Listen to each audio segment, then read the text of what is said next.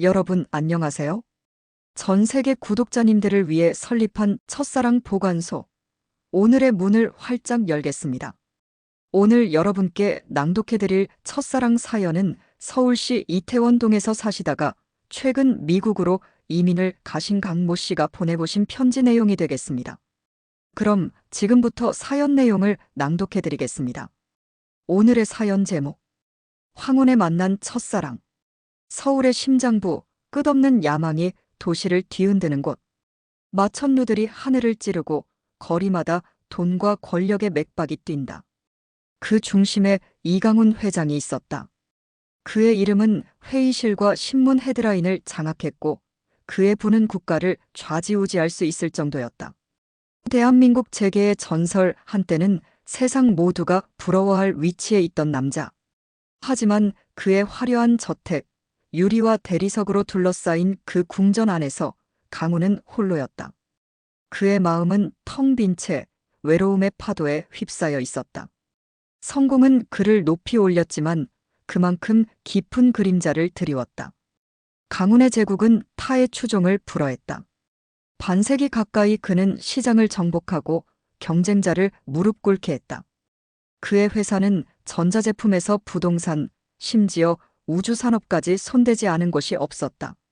하지만 그 성공은 비싼 대가를 치렀다. 그의 아내 김서연은 20년 전 그를 떠났다. 그녀는 그의 끝없는 야망과 차가운 태도를 더는 견딜 수 없었다. 당신은 나를 잃었지만 더 큰 걸 잃은지도 모르고 있어. 그녀는 떠나며 말했다. 그 말은 강훈의 마음에 박혔지만 그는 고개를 돌렸다. 인정은 약함이라 여겼다. 그의 두 자식, 아들 민재와 딸 지우는 이제 각자의 길을 걷고 있었다. 민재는 해외에서 금융사업을 운영하며 아버지의 돈을 기반으로 자신의 제국을 꿈꿨다. 하지만 그는 아버지와의 연락을 최소화했다. 전화 한 통화에도 계산적인 말투가 묻어났다. 지우는 예술가로 살겠다며 유럽으로 떠났지만 그녀의 전시회는 아버지의 돈으로 후원받았다. 둘 다 강훈의 곁을 떠난 지 오래였다. 그들은 상속을 두고 다퉜고 가족 모임은 점차 비난과 원망으로 얼룩졌다. 강훈은 그들을 잃었다고 느꼈다. 아니, 어쩌면 그들을 애초에 붙잡으려 하지 않았는지도 몰랐다. 그의 저택은 거대하고 화려했지만 생기가 없었다. 매일 밤 그는 텅 빈 복도를 걸으며 창밖 서울의 불빛을 바라봤다. 그 불빛은 그의 성공을 비췄지만 그의 마음은 어둠에 잠겨 있었다. 그는 혼잣말을 중얼거렸다. 이게 다 무슨 소용인가? 그러던 어느 가을 그의 세상이 무너졌다. 평소처럼 피로를 느끼며 찾은 병원에서 의사들은 그의 얼굴을 무겁게 바라봤다. 이 회장님, 주치의가 말했다. 검사 결과가 나왔습니다. 췌장암 말기입니다. 남은 시간은 길어야 6개월입니다. 그 말은 칼처럼 그의 가슴을 찔렀다. 그는 돈으로 무엇이든 살 수 있다고 믿었다. 하지만 시간은, 생명은 그의 통제 밖에 있었다. 병실을 나서며 그는 창밖을 바라봤다. 서울의 스카이라인은 여전히 빛났지만 그의 눈에는 모든 것이 잿빛으로 보였다. 그는 자신의 삶을 돌아봤다. 수십 년간 그는 성공만을 쫓았다. 경쟁자들을 짓밟고 회의를 주재하며 끝없는 계약서에 서명했다. 하지만 그 모든 승리의 순간들이 이제는 텅 빈 메아리로 들렸다. 그의 곁에는 아무도 없었다. 그는 혼자였다. 완전히, 철저히 혼자였다. 내가 뭘 위해 살아왔지? 그는 속삭였다. 답은 없었다. 그의 마음은 과거로 이끌렸다. 그는 어린 시절을 보냈던 동네로 차를 몰았다. 서울 외곽의 낡은 동네, 좁은 골목과 허름한 집들이 늘어선 곳. 그곳 공기에는 구운 밤과 희미한 추억의 향기가 배어 있었다. 그는 차에서 내려 천천히 걸었다. 낡은 간판, 녹슨 철문, 그리고 골목 끝에 자리 잡은 작은 다방, 해바라기 다방. 간판은 빛바랬고 초록색 페인트는 벗겨졌지만 그곳은 시간 속에 멈춰 있었다. 강훈은 문을 열고 들어섰다. 그의 심장이 미세하게 떨렸다. 다방 안은 세월의 흔적으로 가득했다. 나무 테이블은 손때 묻은 흠집으로 덮였고 벽은 담배 연기로 누렇게 변했다. 몇몇 노인들이 조용히 차를 마시며 삶의 무게를 나누는 듯했다. 강우는 창가로 시선을 돌렸다. 그곳 늦은 오후의 햇살에 젖어 한 여성이 앉아 있었다. 은빛 머리카락이 어깨에 드리워졌고 그녀의 얼굴은 세월의 주름 속에서도 따뜻함을 잃지 않았다. 그녀는 낡은 책을 읽으며 손가락으로 페이지를 부드럽게 넘겼다. 그녀의 고요한 모습, 미소의 곡선은 강훈의 가슴을 쳤다. 잊혀진 노래처럼, 낯익은 아픔처럼. 그는 망설이며 다가갔다. 그의 심장은 수십 년 만에 처음으로 두근거렸다. 실례합니다. 그는 떨리는 목소리로 말했다. 혹시 강은수 씨 아니신가요? 여성이 고개를 들었다. 그녀의 눈빛은 순간 놀라움으로 흔들렸지만 곧 부드러운 미소로 바뀌었다. 강훈 씨 맞죠? 그녀의 목소리는 조용했지만 따뜻함이 묻어났다. 강훈은 숨을 멈췄다. 그녀였다. 은수, 그의 첫사랑. 가난과 운명이 그들을 갈라놓았던 잊을 수 없는 그녀. 40년 전 그들은 서로의 전부였다.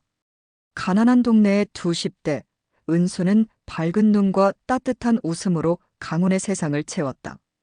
그들은 강변에서 손을 잡고 별이 빛나는 밤하늘 아래에서 미래를 꿈꿨다. 하지만 삶은 잔인했다. 은수의 아버지는 빚에 짓눌렸고 강훈의 어머니는 병으로 시들어갔다. 그들은 사랑을 지킬 힘이 없었다. 미안해, 은수는 울며 말했다. 우린 어쩔 수 없어. 그들은 서로를 놓았다. 강훈은 그 아픔을 가슴 깊이 묻고 성공으로 도망쳤다. 하지만 은수의 얼굴은, 그녀의 목소리는 그의 꿈속에서 사라지지 않았다. 그들은 조심스럽게 대화를 시작했다. 낯선 이들이 깨지기 쉬운 다리를 건너듯. 은수는 자신의 삶을 털어놓았다. 그녀는 젊은 나이에 결혼했지만 남편은 알코올에 빠져 그녀를 떠났다. 그녀는 홀로 딸 하영을 키웠다. 하영은 이제 간호사로 일하며 부산에 살고 가끔 전화로 안부를 묻는다. 은수의 아들 민수도 있었다. 그는 해외에서 엔지니어로 일하며 어머니와의 연락은 뜸했다. 애들이 바빠요. 은수는 웃으며 말했다. 하지만 그게 삶이죠. 난 혼자서도 괜찮아요. 그녀의 미소는 강훈의 가슴을 아프게 했다. 그녀는 외로웠지만 그 외로움에 굴복하지 않았다. 강훈도 자신의 이야기를 꺼냈다. 그의 화려한 상카지만 텅 빈 가슴. 그는 자식들과의 거리를, 아내와의 이별을 조심스럽게 털어놓았다. 내가 너무 멀리 가버렸나 봐요. 그는 말했다. 은수는 고개를 끄덕이며 그의 손을 가볍게 잡았다. 그래도 아직 시간이 있잖아요. 그녀의 목소리는 위로였다. 그 순간 강훈은 자신이 오랜 세월 만에 처음으로 사람으로 보인다고 느꼈다. 그들은 자주 만났다. 매주 화요일과 목요일 해바라기 다방의 창가 자리에서 은수는 강훈의 딱딱한 정장을 놀렸다. 강훈 씨, 아직도 그렇게 격식을 차려요? 좀 편하게 입어봐요. 그녀는 웃으며 그의 넥타이를 풀어주었다. 강훈은 그녀의 잔소리에 미소를 지었다. 그녀는 그의 식단을 점검하며 기름진 음식은 이제 그만 먹어요. 여기 내가 끓인 된장국 가져왔어요. 라며 보온병을 내밀었다. 강훈은 그녀의 보살핌에 마음이 따뜻해졌다. 그들은 동네를 함께 걸었다. 낡은 놀이터, 오래된 떡볶이 가게, 그리고 강변까지. 은수는 작은 것에 기뻐했다. 공기놀이를 하며 웃는 아이들, 바람에 흔들리는 나무들. 그녀는 강훈에게 삶의 단순한 아름다움을 다시 가르쳤다. 돈이다가 아니에요, 강훈 씨. 이렇게 함께 걷는 게 더 소중하죠. 그녀의 말은 그의 가슴을 울렸다. 그녀와 함께 있는 시간은 그의 병마저 잊게 했다. 그는 웃었다. 정말로 오랜만에. 강훈은 변하기 시작했다. 그는 은수에게 무언가 주고 싶었다.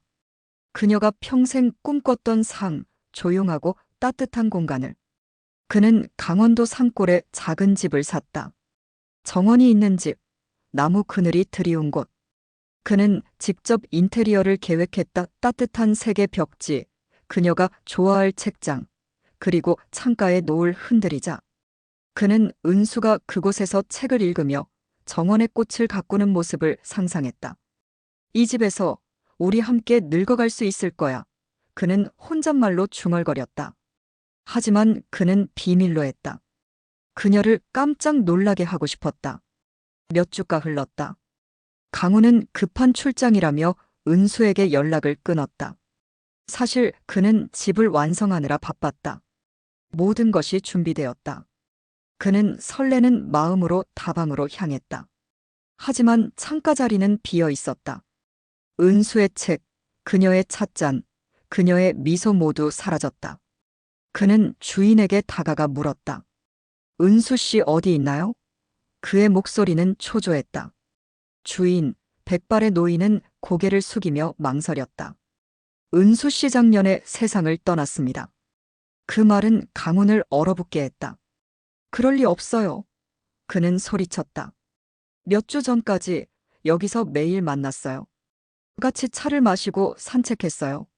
그의 목소리는 갈라졌다. 주인은 조심스럽게 낡은 사진을 꺼냈다. 은수의 얼굴, 그녀의 미소 틀림없었다.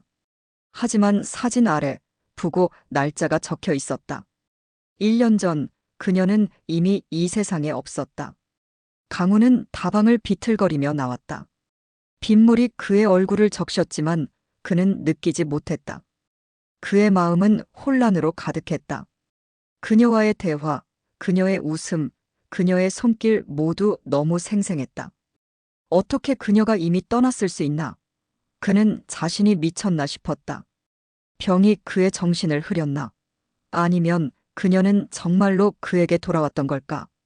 그의 깨진 마음을 치유하기 위해 잠시 머물렀던 걸까? 그는 그녀의 마지막 말을 떠올렸다. 평생 기다리던 사람을 드디어 만났어요. 그 말은 이제 다른 의미로 다가왔다. 그녀는 떠날 것을 알았다. 어쩌면 이미 떠난 뒤에도 그를 위해 머물렀던 걸지도 몰랐다. 강우는 그들이 함께 걸었던 거리를 다시 걸었다. 놀이터, 떡볶이 가게, 강변. 그녀의 목소리가 바람에 실려오는 듯했다. 그는 그녀가 남긴 흔적을 곱씹었다. 그녀는 그에게 돈과 권력이 아닌 인간다움을 가르쳤다. 그녀는 그의 공허한 삶에 따뜻함을 불어넣었다. 그가 지은 집은 비어 있을 것이다. 하지만 그 집은 그녀의 미소, 그녀의 손길로 이미 가득 차 있었다. 그는 눈을 감고 그녀를 떠올렸다. 그녀의 눈빛, 그녀의 웃음. 고마워, 은수, 그는 속삭였다. 날 다시 살게 해줘서. 강우는 다방 앞에 다시 섰다. 빗물은 그의 얼굴을 타고 흘렀지만 그의 가슴은 따뜻했다. 그는 하늘을 올려다봤다. 구름 사이로 별 하나가 반짝였다. 그는 눈물을 흘렸다. 슬픔이 아니라 감사였다. 은수는 그에게 사랑의 흔적을 남겼다. 그 흔적은 그의 남은 시간을 채울 것이다. 그는 다방 창가를 바라봤다. 순간 그녀의 실루엣이 미소 짓는 듯했다. 고마워요, 은수. 영원히. 그는 조용히 말했다. 그리고 천천히 걸음을 뗐다. 그녀는 떠났지만 그의 마음에는 영원히 남았다. 네. 오늘의 첫사랑 사연 스토리는 여기까지입니다. 오늘도 이 사연을 통해 힐링과 치유의 순간을 느끼셨다면 구독과 좋아요 눌러주시고 댓글도 많이 달아주세요. 누가 알겠습니까? 여러분이 달아놓으신 댓글을 읽고 저 이역 만리 지구 반대편 상상도 못했던 곳에서 혹시 당신이 그토록 찾아 헤매시던 잊지 못할 첫사랑의 당사자가 감격의 답글이라도 보내오신다면 당신은 그 순간 인생은 참으로 아름답다라고 말씀하실지도 모르겠지요. 애당초 이 첫사랑 보관소의 설립 취지가 바로 거기에 있었다는 점도 밝혀드리는 바입니다. 좀 더 설명을 드리자면 죽기 전에 그토록 보고 싶었던 첫사랑 소식이라도 한번 알아보고 죽는 방법이 없을까 하고 문의해오신 구독자님들이 많으셨다는 말씀으로 가름하겠습니다. 이 세상에 첫사랑의 추억만큼 아름다운 것이 또 어디 있겠습니까? 첫사랑 보관소 오늘 문을 닫겠습니다.